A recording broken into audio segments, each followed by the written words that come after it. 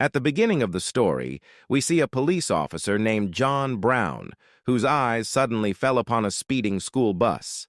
On the other side, some kids were crossing the road with their dog. People nearby started shouting, "Officer Brown, save the children!" Following this, he ran with great speed. He tossed the dog into the air and picked up all the children together, getting them to the other side. He also caught the dog at the exact right moment before it could fall to the ground. Impressed by his bravery, Sally, who is his childhood crush, was just about to kiss him. But then John woke up. In reality, it was his dog, Brain, who was licking him, which made him feel a little grossed out. Currently, Brown was working as a security guard at a research facility. Meanwhile, inside the same facility, Sally and her father were busy, late at night, trying to move a foot using only the power of the mind. But their experiment kept failing again and again. Finally, Sally's father, Rocky, used not just his mind, but his heart, and surprisingly, the experiment worked immediately. As soon as the foot moved, both of them were overjoyed with their success. That was when they realized that this machine did not run on thought, but on human willpower. Then, after some time, Sally left for an urgent task. And during this time, Brown sat in the security room, secretly watching his crush, Sally, on the camera footage. A little while later, Brown also left his duty and went after her to talk to Sally. Reaching here, he said, "Hi," and then started praising the stars, saying what an intoxicating night it was. The stars looked so beautiful, didn't they? But Sally's focus was not on romance, but on science. So, she started talking about stars, clusters, and astronomy. Meanwhile, poor Brown wasn't even thinking about such deep topics. Anyway, Sally then said that she had left her keys in the office, and saying that, she headed back toward the office. Over here, Brown just stood there thinking about her because he couldn't understand why he could never tell Sally how he felt. During this same time, we see Skolex sitting inside a black limousine with his partner, Sykes. Both of them had been keeping an eye on Sally from a distance for quite a while, because in fact Skolex was their competitor who wanted to steal the technology they had built. So, with Sykes' help, he used a remote control to drive a parked van and sent it straight toward Rocky. Just then, a cat tampered with the remote control, and the van crashed straight into a wall. And on impact, 3 robots came out from inside it. Those robots stole all the technology and also killed Rocky. And Skolex pulled off this entire job remotely while sitting in his limousine parked far away. When Brown arrived there, he saw destruction everywhere, and Rocky's body. Playing the hero, he told Sally. "I will definitely find your father's killers no matter what it takes." Right after this, Brown got into his old hatchback car and started chasing the limousine and the van. But Sykes saw him coming and immediately spilled grease onto the road. Because of this, Brown lost control of his car and it flipped over and crashed. But his car, skidding along, slammed into a billboard and fell right on top of the fleeing thieves' limousine. After this, Brown said, "Your game is over. Come out now." Hearing this, Skolex climbed out through the sunroof and said, "Wow, look at that. You caught us. This calls for a celebration cigar." And he threw what looked like a cigar but was actually a stick of dynamite at Brown. This caused a massive explosion which blew Brown's car to pieces. But then a strange twist happened, because that same blast sent a bowling ball flying into the air and it landed straight onto Skolex's hand. In this accident, his hand was crushed badly. Now the question was, could Brown survive such a dangerous accident? A little while later, the answer came because Brown was found alive in the hospital, where his niece Penny came to see him and brought Brain along with her too, who climbed right onto Brown again and licked his face. But over here, Brown's whole body was in casts, and his arms and legs were hanging from different directions, so his bones could heal quickly. A short while later, the city's mayor and police chief Quimby came to visit Brown at the hospital. Actually, the project that Sally and her father had been working on was being funded by the town government. And now that project had found a new candidate. Sally, too, was completely convinced in her heart that there could be no one better than Brown for this job. Surprisingly, though, what Brown himself wanted, no one bothered to ask him, not even once, before making such a huge decision. And right before everyone's eyes, without his consent, the experiments began on his body. and all kinds of machines, wires, and gadgets started getting fitted inside him. This is how Brown slowly turned into Inspector Gadget, and now he had become a police officer in front of whom ordinary cops looked completely useless. Meanwhile, on the other side, Skolex, too, had completely changed after his accident, because he had replaced his crushed hand with a dangerous iron claw, and because of this, he took on his new name, Claw. After this, Claw took his scientist to show him the stolen robotic foot, because he wanted to reverse engineer that foot's technology and figure out its secret, so that he could use that same technology to build even more new gadgets and make a lot of money. Meanwhile, in the hospital, Brown's eyes opened. But now he wasn't the same as before. And when a lighter suddenly popped out of his thumb, he thought maybe his hand was burning. And then he thought maybe, because of the medications given during his recovery, he was hallucinating. Just then, suddenly, a missile shot out from his leg and went bouncing around the entire room. But the good thing was no one got hurt by it. By now, Brown had truly become Inspector Gadget, and it was at this point that he met Sally. Sally told him that he had now become a robotic police officer, one who had so many gadgets that he could catch even the most dangerous criminal in the world. She assured Brown that she would help him and slowly guide him through understanding his new gadgets and powers. But just then, suddenly, Brown's head sprang upward like a spring and shot up through the hospital ceiling. Meanwhile, on the other side, in Skolex's laboratory, with the help of Sally's research, their robot was being tested. Claw tried to control the robot with his mind, but it didn't move even a little. Maybe this was because it had no heart, and more importantly, it didn't even have the control chip installed. In fact, during the theft, that chip had fallen out and landed in the lab. Meanwhile, Sally started explaining to Inspector Gadget how his new robotic system worked. A little later, she brought him a manual so huge it was almost as tall as a chair, and poor Brown thought to himself, "Yeah, sure, I'll definitely read all of this." After this, Sally showed him his new uniform, the one he would wear to fight crime in the city. Then Sally took him for a field test. "There," she asked Inspector Gadget, "if some thieves were running away, how would he catch them?" Inspector Gadget thought for a moment and said, "I'll throw grease." But just then, suddenly, a ton of toothpaste came shooting out from the side of his hand, and both of them got completely covered in it. But even after all this, Sally laughed a lot.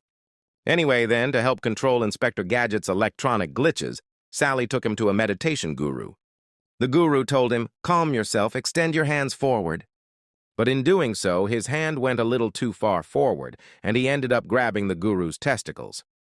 And since Inspector Gadget's hands had a bit too much strength in them, the testicles didn't stand a chance.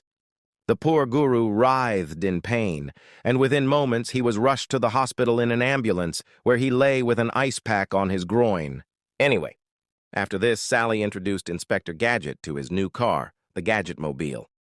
It seemed as if this car had a mind of its own, and it, too, was extremely excited to fight crime. This car was very advanced and packed full of features. Inside this car was a male AI that Inspector Gadget found completely difficult to control or even understand its buttons. On top of that, it kept teasing Inspector Gadget again and again, making him even more frustrated. And when it came to talking, the Gadget-mobile was no less either, because its mouth just kept running constantly. Anyway, a little while later, Inspector Gadget and the Gadget-mobile ran into two escaped convicts from jail who were trying to steal a car. The Gadget-mobile immediately signaled that something was wrong, but Inspector Gadget didn't suspect a thing. He didn't notice their prison uniforms, nor did he understand that they were stealing the car. Instead, he actually started helping them. He pulled out a master key from his finger and tried to open the car with it. Seeing this, the poor Gadget-mobile thought to itself, "What lunatic have they made my owner?" So then it turned on the police lights itself. After this, the convicts ran off in different directions. Then, the Gadget-mobile, thinking of itself as a police officer, started chasing them on its own. Now, the Gadget-mobile was chasing one of them, and Inspector Gadget was chasing the other. Inspector Gadget was still learning all his functions. He tried to deploy his leg skates, but accidentally released his springs instead, and started bouncing up and down on the same spot. Meanwhile, The Gadget-mobile disguised itself to blend completely into the background and disappeared, and the thief ended up falling right into it, getting trapped inside. Meanwhile, odd Inspector Gadget, bouncing along on his spring, got stuck in some fresh cement. But before falling, he managed to activate one of the gadgets in his head. And using that, by sheer luck, he managed to knock down and catch the thief. After this, praise for Inspector Gadget started pouring in from every direction, and people began applauding his bravery. Anyway, after this, a special program was arranged to officially induct Inspector Gadget into the police force because he was about to become the world's first RoboCop. Everyone was hopeful that if Sally were allowed to continue her research, more RoboCops could be built in the future. Over on the other side, Skolex also got word of this event, and as soon as he heard it, he decided that he would definitely ruin this party. Meanwhile, Inspector Gadget, too, started getting ready for the party with the help of his niece, Penny. Penny had already sensed that Inspector Gadget had feelings for Sally in his heart. And when she asked him about it, Inspector Gadget shyly admitted it. Then, a little while later, the party began. And there, Sally called Inspector Gadget to dance. Surprisingly, Inspector Gadget learned to dance very quickly. But then, Skolex stepped in between them and asked Sally for a dance. Introducing himself, he mentioned that he had studied at Harvard, the very same college where Sally had studied too. While the two of them were dancing and talking, Inspector Gadget pulled out his detachable ear to secretly listen in on their conversation. But a woman who was dancing nearby pulled on its cord, and the ear snapped back and hit John right on the head, after which he went flying and fell off his chair. Everyone was shocked because his neck had gotten twisted backward. Then, when Inspector Gadget met Sally again, she looked quite happy. She told him that Skolex had offered her a job, one with unlimited funding, where she could research whatever she wanted. But John said, "You should finish this work first. You haven't fixed all the bugs yet." After this, the mayor came over and took John away with her for a photo. Then, finding an opportunity, Inspector Gadget requested Chief Quimby for a bigger case so he could prove his worth. But the chief only handed him small, minor tasks, like rescuing a cat stuck in a tree, or becoming an automated speed cop to watch over traffic. Seeing all this, Inspector Gadget went straight to Chief Quimby's office and complained that his abilities weren't being put to proper use. But Chief Quimby didn't give his words much importance, and clearly told him that he wasn't a real police officer. Actually, the chief was probably scared that RoboCops like Inspector Gadget would one day replace real police officers and put everyone's jobs at risk. Then, the chief said angrily, "Get out of here! Just do the case you're given!"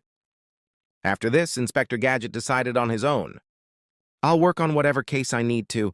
They're never going to let me do anything anyway." Then he pulled out the file on Sally's father Rocky's murder and started working on it alone.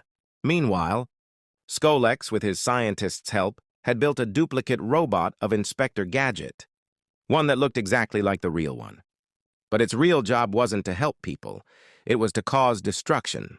To show off its power, it set fire to a police signboard.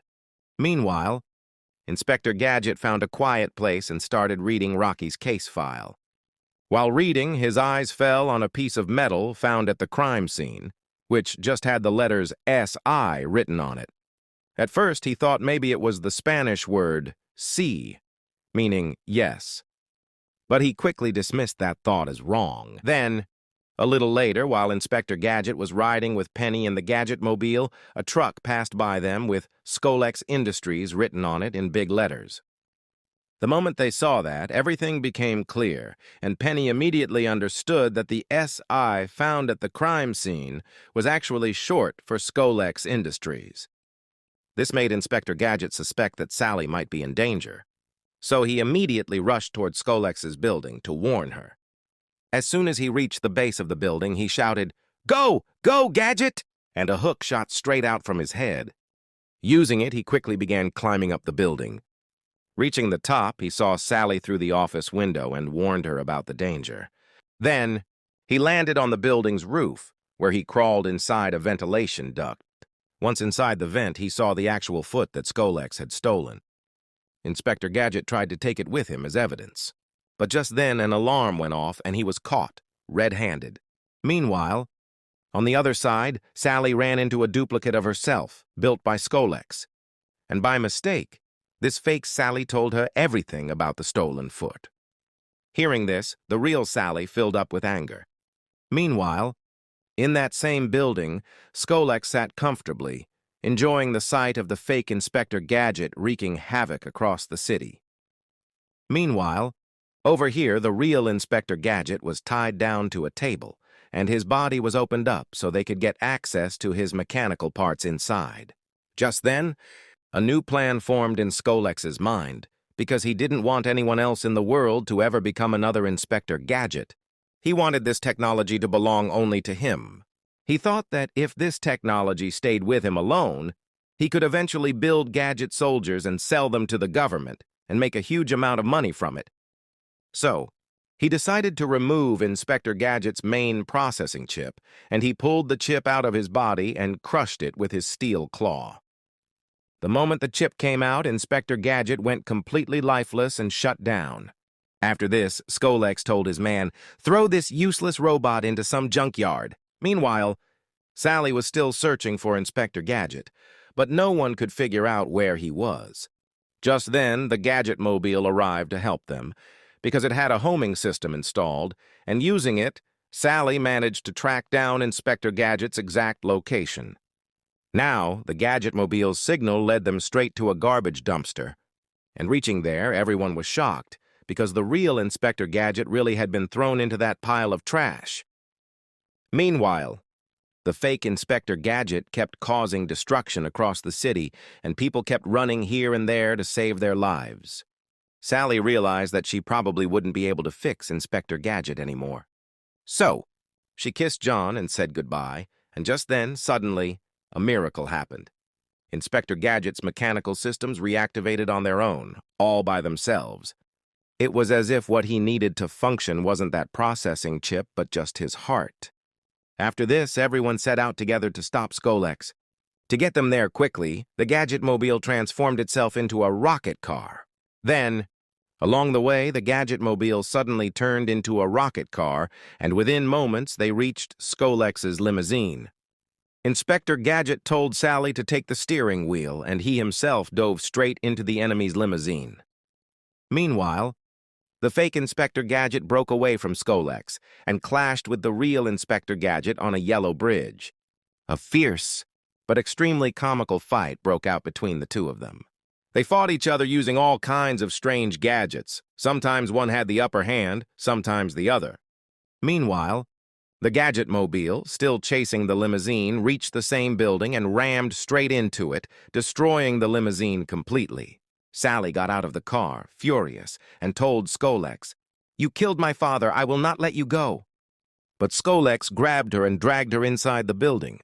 Seeing this, the Gadget-mobile immediately called Inspector Gadget, saying, "Now, you're the only one who can save Sally, because this car can't get inside the building." Meanwhile, Penny had also started her own investigation, and she caught Sykes in the restroom, trying to flush the real stolen foot down the toilet to destroy the evidence. Meanwhile, during the fight between the real and fake Inspector Gadget, John noticed a button on the back of the fake Inspector Gadget's neck, which turned out to be its shutdown switch. As soon as he pulled the pin, its head and body separated, and he threw the fake Inspector Gadget's head into the ocean, and then turned on his helicopter gadget and set off to save Sally. Meanwhile, on the other side, Skolex was trying to get into a helicopter holding Sally captive. But before the helicopter could take off, the real Inspector Gadget arrived there. Now, the real challenge in front of him was saving Sally from the helicopter. Skolex attacked with a missile mounted on the helicopter, breaking off its rotor and trapping Inspector Gadget onto the helicopter's landing skid, carrying him up into the air along with it. Now, Inspector Gadget, aiming precisely, fired a pin straight at Skolex's fake hand, which broke the helicopter's controls entirely. Sally broke free too and immediately attacked Skolex. After this, she jumped down onto Inspector Gadget's back, and the two of them leapt free from the helicopter and jumped down from it. While falling, Inspector Gadget kept shouting, "Go, go, Gadget!" over and over, activating different gadgets, hoping that somehow their speed would slow down, or the impact of the fall would be lessened. Finally, a giant umbrella popped out from inside him. But while flying under the umbrella, the two of them crashed straight into Skolex's statue. After this, the statue broke apart and fell, and the two of them fell into the water. Now, Sally finally stepped forward and kissed John, and the two of them confessed their love for each other. Meanwhile, as Skolex was falling down, the Gadget-mobile positioned itself right beneath him. He landed straight inside the car, and the car punched him and locked him up in its rear compartment. Then, a little while later, Chief Quimby, leading the entire police force, arrived at the scene. Just as all the blame was about to fall on Inspector Gadget, Skolex's most trusted man, Sykes, stepped forward and confessed to all of his boss's crimes. In fact, Penny, through her own smart investigation, had forced him into telling the truth. The hero's name was cleared, and the hero got the heroine too. And with this, the story ends here. Thanks for watching.